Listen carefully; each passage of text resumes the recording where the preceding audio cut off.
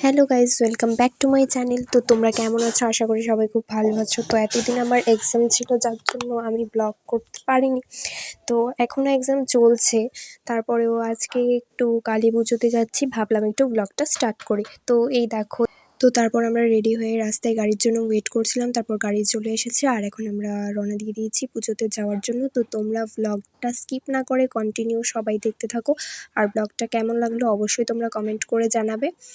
আর এই দেখো, অন্ধকার ছিল রাস্তা, পুরো অনেকটাই দেরি হয়ে গেছিলো, প্রায় 11টার মতো, না 10টা হয়তো বাজে। আমরা রওনা দিয়েছিলাম, এত দেরি করে রওনা দিয়েছিলাম, আসতে তো দেরি হবেই, জানা কথা এটা। তো সবাই আমরা রেডি হয়েছিলাম, শুধু গাড়ির জন্য ওয়েট করে একটু দেরি হয়ে গেছে। তো এই দেখো, ফাইনালি আমরা চলে এসেছি, আর ওই যে গেটটা দেখতেই পাচ্ছ। তো এখন আমরা ভিতরে যাচ্ছি। আর গাইজ, এই দিন এতটা ঠান্ডা ছিল তোমাদের কি আর বলবো। তো আমি স্টাইল করতে গিয়ে পাতলা একটা সোয়েটার পরে গেছিলাম, তারপরেও ঠান্ডা তো লাগছিল। এখন মাকেও বলতে পারছি না, মাকে বললে মা বলবে যে তোকে তো বলেইছিলাম জ্যাকেটটা পরে আয়, ভারী জ্যাকেটটা।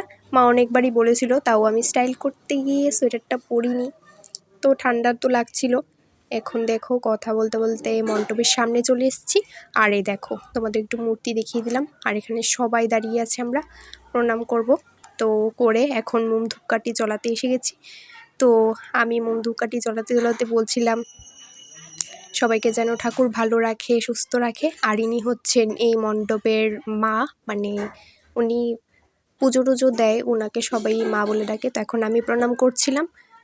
তো খুব সুন্দর লাগছিল, দিদাকে খুব সুন্দর করে সেজেছে।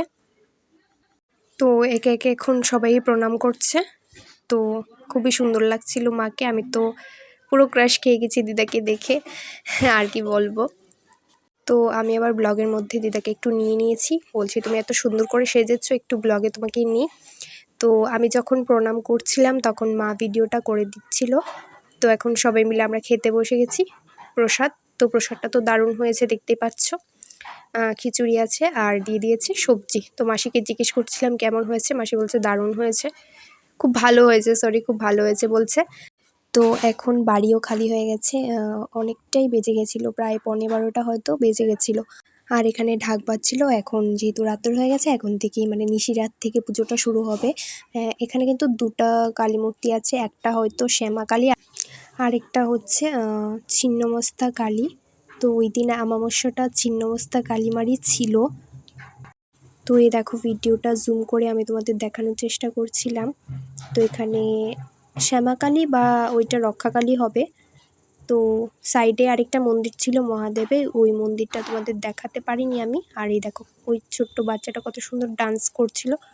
তো সাউন্ডটা আমি অ্যাড করিনি, তো তোমরা জানোই সাউন্ড অ্যাড করলে একটু প্রবলেম হয় ভিডিওর মধ্যে, তার জন্য আমি অ্যাড করিনি। তো বাচ্চাটা খুবই সুন্দর ডান্স করছিল, খুব কিউট বাচ্চাটা।